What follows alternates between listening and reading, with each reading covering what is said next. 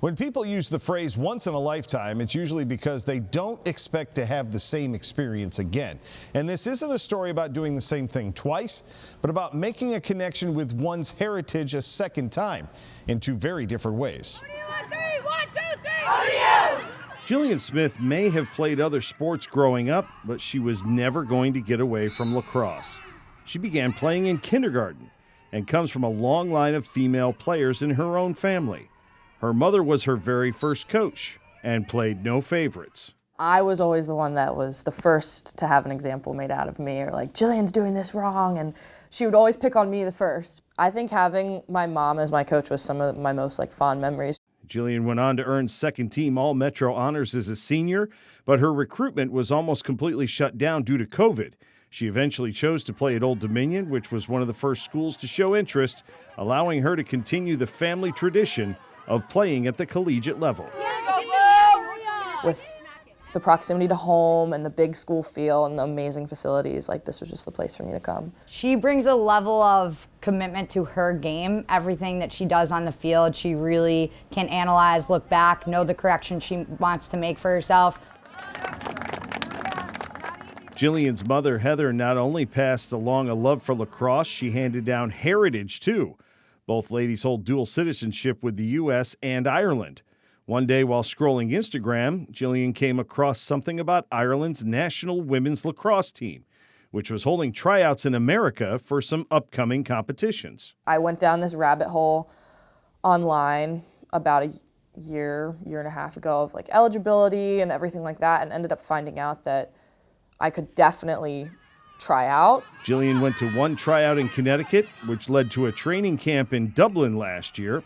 Smith heard nothing until she was back home last fall watching her younger brother play football for Benedictine, when she got an overseas call with some very good news. I got off the phone with Coach and I got out of the car, and my mom was over with friends, and I just locked eyes with her and I was like, I made the senior team. And it was just the greatest feeling.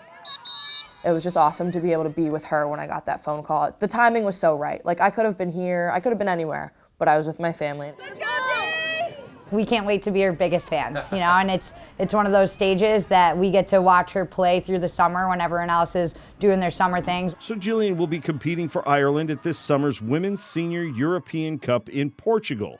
For most athletes, it's the opportunity of a lifetime to compete on an international level. But for Gillian, it's not entirely a new experience. Before she picked up a lacrosse stick, Gillian kicked up her heels as an Irish dancer.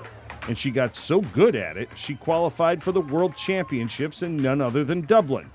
Once again, the Irish capital offers more than just a bridge to her familial past. It was so much fun, and my pop-up was there, and it was just a great experience for me. She kept in touch with many of the other girls with whom she met through dancing, and even stayed with one of them during her lacrosse tryouts last year.